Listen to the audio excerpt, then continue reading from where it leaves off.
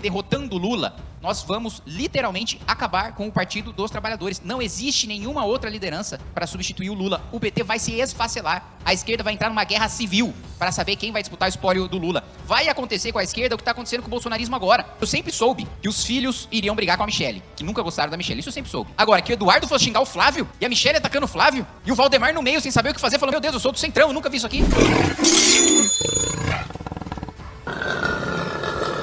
Boa tarde. Eu estou cansado, estressado e otimista porque a gente vai ganhar a eleição.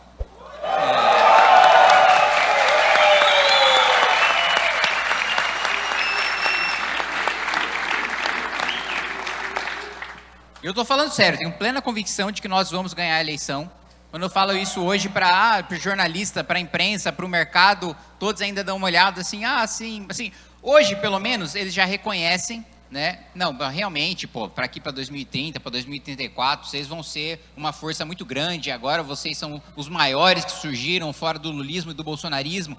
Pelo menos agora eles ainda têm o pensamento de não, ok, vocês estão aí, vocês serão grandes. Mas nós já temos a consciência de que nós já seremos grandes neste ano, de que nós vamos vencer as eleições presidenciais nesse ano.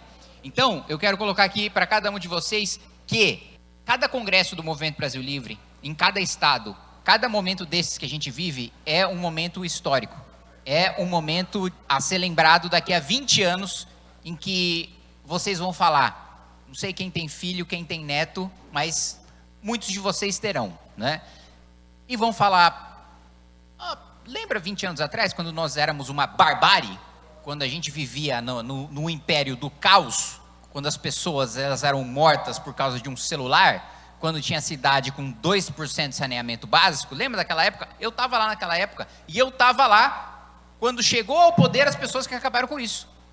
É esse o momento que a gente vai contar para as futuras gerações.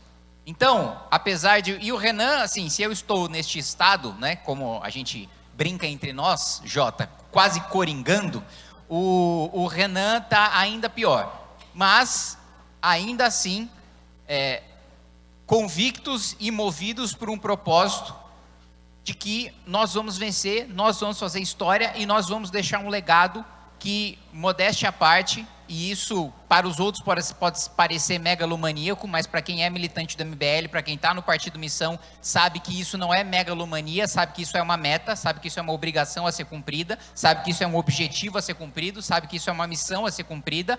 Nós entraremos para a história como aqueles que transformaram o Brasil num país desenvolvido, num país poderoso. Né? Nessa semana eu estava com o Renan, com 60 embaixadores de diversos países, e no primeiro ponto eles já se surpreenderam, falaram, Zema, Caiado, Flávio, precisaram de tradutor, né? Você falou diretamente com a gente, falando do Renan, né? E aí, primeiro a impressão deles, e a primeira coisa foi até engraçado de escutar, falaram, olha, você foi capaz de ser carismático e inspirador numa língua que não é sua. Essa foi a primeira coisa que os embaixadores falaram, inclusive o do Japão, que estava ao meu lado, né? Tava em casa ali, queria apresentar meus amigos japoneses para o Renan, ele finalmente conheceu, e o que eu escutei dos diplomatas japoneses o Renan é um cara que sabe qual que é o papel dele, sabe quais são os problemas, sabe como resolver e tem a determinação de fazer isso. Isso que eu escutei dos diplomatas japoneses, e aí teve a provocação do Renan também para os diplomatas franceses, falando, a gente sabe que vocês são snobs, a gente sabe que vocês ficam aí querendo dar palestra para a gente, do que a gente tem que fazer, não tem que fazer no nosso país, né? E a gente sabe também que muitas vezes tem presidentes que não têm coragem de defender o Brasil frente a vocês, a gente já sabe o quanto a gente apanhou do Macron, isso o Renan falando para os diplomatas franceses. A gente já sabe quanto a gente já apanhou do Macron, a gente já sabe como vocês gostam de dar palestrinha para a gente na ONU. Quando nós chegarmos ao poder, a conversa vai ser diferente. Nós queremos ter aliança, nós queremos ser aliados, nós queremos ter parceria, mas a gente vai conversar na mesa dos adultos. A gente já não vai olhar para vocês de baixo para cima. A gente já não vai aceitar a goela abaixo o discurso de, olha, vocês estão devastando. Não, a gente vai falar, e vocês que já terminaram de devastar? Vocês que já acabaram com tudo? Né? Ao nível de preservação que a gente tem, né? A Dinamarca, e estava lá também, a embaixadora da Dinamarca, Eva, se gaba de ter energia limpa, de ser um país verde. Eles têm 50% de energia limpa, que eles demoraram décadas para fazer. Nós já temos 85%. E não temos o nível de propaganda que a Dinamarca tem. Então, nós vamos sentar na mesa dos adultos. Nós vamos resolver os nossos problemas domésticos. Nós vamos fazer uma guerra da mesma maneira como hoje. A gente se une para torcer pela seleção brasileira, por mais pessimista que eu pessoalmente esteja com a seleção brasileira, mas por mais... Hoje nós temos um dos poucos momentos de união nacional que nós temos é torcer para a seleção brasileira. O novo grande momento de união nacional vai ser a guerra contra o crime.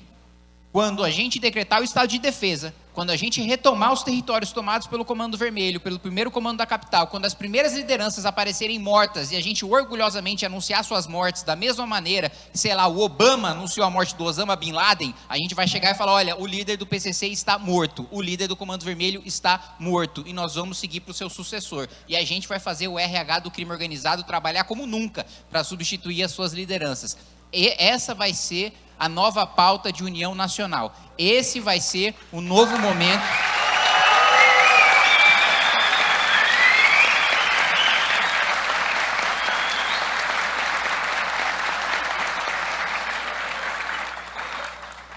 Esse vai ser um momento que até o petista que não é um militante, o petista que vota no Lula porque acha que o bolsonarismo é pior, até esse cara vai falar, eu não sabia que eu queria isso, mas agora que aconteceu eu descobri. Até esse cara vai estar conosco torcendo pelo extermínio do crime organizado. A nossa guerra contra o crime será o nosso marco de união nacional. Será aquele momento que a gente vai se unir como se nós estivéssemos em guerra contra um outro país. A gente não vai olhar para o lado e falar, pô, qual que é a sua ideologia, qual que é o seu partido. Não, a guerra vai estar declarada, ela vai estar clara, as pessoas vão entender que nós estamos contra um inimigo externo que está dominando o nosso país. E quando a gente terminar essa guerra, e quando a gente terminar também, e aí a missão que me foi incumbida pelo Renan, de fazer todas as reformas que a gente precisa fazer, para além de tudo, o Brasil ser um país rico, não só um país poderoso, não só um país ordeiro, não só um país com segurança, mas um país rico, um país desenvolvido, um país com a classe média robusta, um país em que, eu me lembro quando eu fui a Singapura há 4 anos, coincidentemente tinha saído um estudo de quanto recebia o trabalhador mais pobre, 25 mil reais por mês. 25 mil reais por mês recebia o imigrante que vinha fazer um trabalho braçal, né? Quando a gente fala de desenvolvimento, quando a gente fala de transformar o Brasil num país decente, numa das 5 maiores potências do mundo, nós estamos falando disso. Nós estamos falando de um projeto de país a ser levado a sério perante o mundo. E eu senti isso conversando com os embaixadores, já foi captado antes por pessoas de fora do que pela própria imprensa, pelos próprios analistas e pelos próprios políticos brasileiros. Porque a primeira pergunta que a embaixada americana fez foi, quando vocês forem uma das 5 nações mais poderosas, o que vocês vão fazer? Então a pergunta não foi, vocês vão conseguir? A pergunta não foi, como vocês vão conseguir? A pergunta não foi, quanto tempo vocês vão demorar? A pergunta foi, o que vocês vão fazer? Nós somos os Estados Unidos da América e nós queremos saber o que o Brasil vai fazer quando for uma das 5 maiores nações do mundo. É esse o sentimento de orgulho nacional que nós teremos. E aí os europeus perguntaram, e o posicionamento de vocês, quando vocês estiverem no poder, em relação à guerra da Rússia com a Ucrânia? A gente falou, a nossa opinião não interessa. E os nossos presidentes entraram nessa discussão inutilmente. Por quê? A gente tem condição de mandar tropa para ajudar a Ucrânia? A gente tem condição de, vamos supor que a gente ficasse do lado da Rússia, a gente tem condição de mandar a tropa para os russos? Então a gente está se posicionando pelo quê? Primeiro a gente tem a nossa guerra aqui. Quando a gente resolver a nossa guerra aqui, aí a gente vai passar a ser escutado nas guerras de fora. Aí a gente vai sentar na mesa dos adultos e falar, quer invadir tal país, quer bombardear, você sentou com o Brasil antes para saber o que o Brasil pensa sobre isso? Você começou uma invasão, o Brasil vai determinar quando ela termina.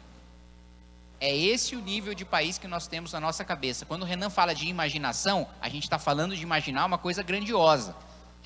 A gente não está mais falando de fazer um remendo aqui, de colocar uma coisinha, fazer uma soluçãozinha pequena. Vamos baixar o juro em 2% aí, tá bom. Vamos fazer um ajuste fiscal aí de 100 bilhões, tá bom. Vamos reduzir 5 mil homicídios por ano, tá bom. Vamos reduzir, sei lá, de 2 milhões de roubos. Vamos reduzir para 1,500. Não é isso. É uma transformação completa do nosso país. E para fechar, eu vou ficar muito feliz, porque, lembre-se, Evandro, que o Renan ganhar significa as nossas chapas de todos os estados da federação ganharem. Isso significa, pensem só, a gente está falando de mais de 50 milhões de votos. 50 milhões de votos significa que a maioria desses 50 milhões vão chegar, eu não posso falar esse número agora, mas vão chegar e vão apoiar a chapa do Partido Missão para Deputado Federal. Isso significa 60, 70, 80 deputados. E uma coisa que vai me dar alegria, Evandro, é muita gente que ingressou nas nossas chapas falando, eu sei que eu não tenho chance, eu sei que eu vou ter pouco voto, mas eu vou disputar para ajudar o partido. Uma coisa que vai me deixar feliz é que esse cara que entrou pensando que era para ajudar, que era para perder, ele vai ser eleito porque o Renan vai ser presidente da República e vai arrastar. Esse cara que entrou para ajudar sem esperança nenhuma de ingressar, só porque ele acredita no projeto, esse cara que se dispôs a parar 3, 4 meses, largar o seu trabalho para se dedicar a isso, perder o tempo da sua família, perder muitas vezes parte do dinheiro que ele usa para sustentar a sua família, para ajudar o partido, esse cara será deputado. Esse que entrou para ajudar, para o sacrifício. Isso vai me deixar feliz. E aí, meus amigos, eu não estarei no Congresso Nacional, eu estarei na Esplanada. Então, a lição de casa que eu quero deixar para vocês, e a missão que eu quero deixar para vocês é, eu não quero aqui ser arrogante, mas ao mesmo tempo eu também não quero apresentar falsa modéstia.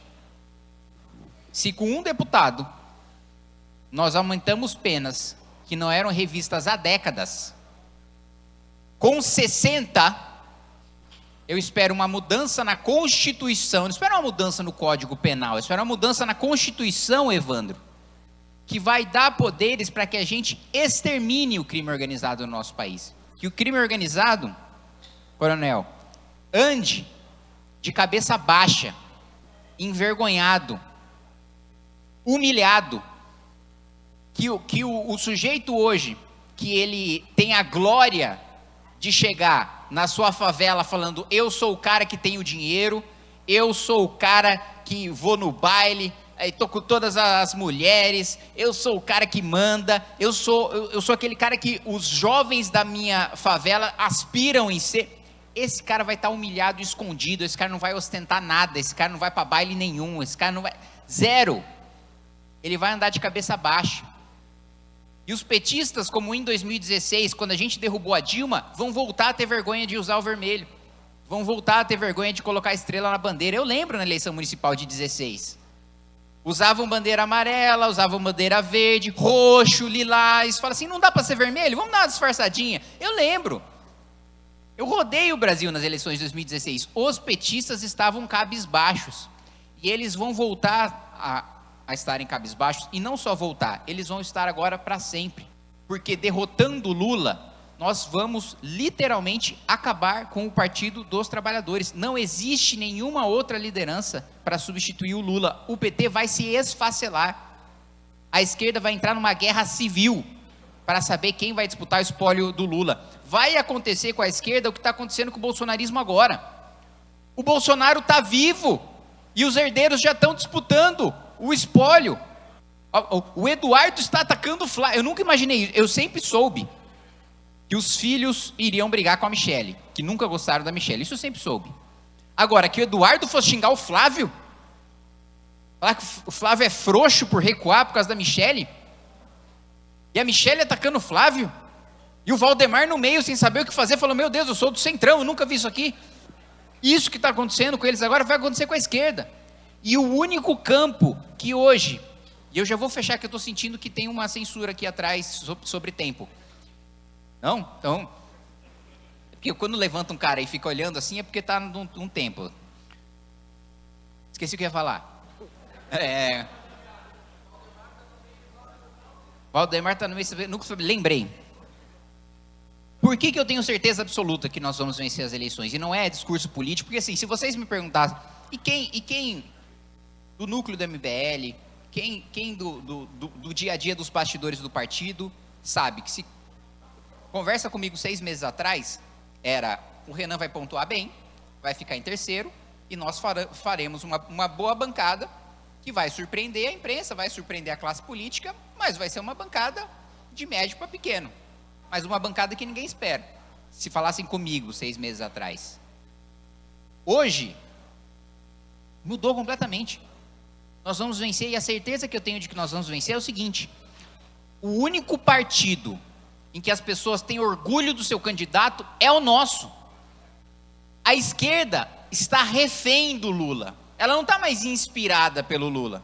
O Lula já não é nossa, é esse o cara que vai fazer a nossa revolução, é esse cara que vai ganhar. Não, a esquerda está cansada. O Lula está desgastado, o Lula não tem mais saco, o Lula não quer mais governar, ele quer viajar. Ele não vai mais para o Congresso Nacional, não articula mais nada. Eu confesso para vocês, quando o Lula venceu, eu falei, lascou, eu não tenho a menor chance de fazer nenhuma oposição. Eu tava na minha cabeça o Lula 1, o Lula 2, ele é o imperador do Congresso. Não, gente, acabou o Lula. Acabou, a esquerda está empurrando o Lula ladeira acima. Não tem o cara, esse cara é uma espécie em extinção. O Ibama está protegendo o petista que está empolgado com o Lula. Do outro lado, gente, do Flávio, eu nunca vi um sujeito tão... você vai votar em quem? É no Flávio. Em quem? É no Flávio. Então, as pessoas escondem, não tem nenhuma empolgação, não tem nada de bater no peito. E eu digo mais para vocês. Eu converso com todo mundo no Congresso. E, aliás, Evandro, você vai ter que desenvolver o estômago também para conversar com todo mundo. Mas eu te entendo. E quando eu entrei, eu também... Você vai ter que... Tem uns remedinhos que eu te passo.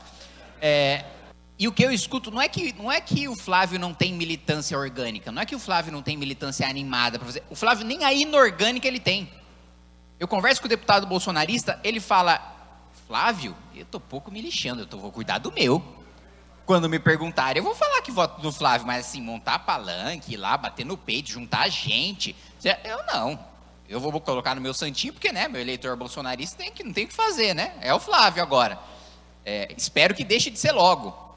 E os deputados, não é a militância Bolsonaro, os deputados estão desanimados com o Flávio. Os deputados estão falando, eu vou com o Flávio para perder. Só que eles não entenderam ainda, eles ainda acham que eles estão com o Flávio para perder para o Lula. Não, eles estão com o Flávio para perder para o Renan. Isso eles ainda vão entender ao longo do tempo. Então, a minha certeza de que nós vamos vencer, e sintam-se privilegiados por estarem aqui nesse momento, tá? Porque quando nós voltarmos aqui, seja durante a campanha do Renan, seja depois da posse do Renan, vai ser uma multidão, e assim, vai ser, quem tá no fundo, a gente vai estar, sei lá, com um mega caminhão de som, a gente vai colocar as caixas de som que a gente aprendeu de baile funk, e ainda assim, não vai dar para escutar no fundo. Esse aqui é um momento único, das primeiras pessoas no Rio Grande do Sul que estão trabalhando para o projeto que vai governar o país, para o projeto vitorioso. As próximas vezes que nós estivermos aqui, vão ser as pessoas que todos vocês trabalharam para a gente convencer, mas que não são os primeiros, que não são os militantes de coração, é gente que a gente vai inspirar, é gente que a gente vai empolgar, mas não são vocês.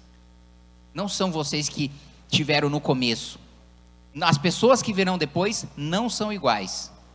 Nós que estamos aqui agora, somos os primeiros na trincheira. Nós que estamos aqui agora, quando tiver a primeira crise do governo Renan, e não tenho dúvida de que vai haver várias, vão ser os caras que vão continuar. Vão ser os caras que ainda estarão aqui. E que quando passar a crise, vão ser as pessoas que vão colher junto com a gente a glória de ter derrotado essa crise. E no final, não do mandato, mas dos nossos mandatos na presidência da República, vão ser as pessoas que vão poder bater no peito com orgulho e dizer, eu sou parte disso, eu fiz parte da história, eu estive lá, eu fui um dos primeiros. Vocês todos, quando eu estava lá, riam da minha cara dizendo que meu candidato não tinha a menor chance, que ele era desconhecido, que ele nunca tinha exercido cargo público, que ele era irrelevante. Tá vendo o irrelevante agora? É isso, obrigado.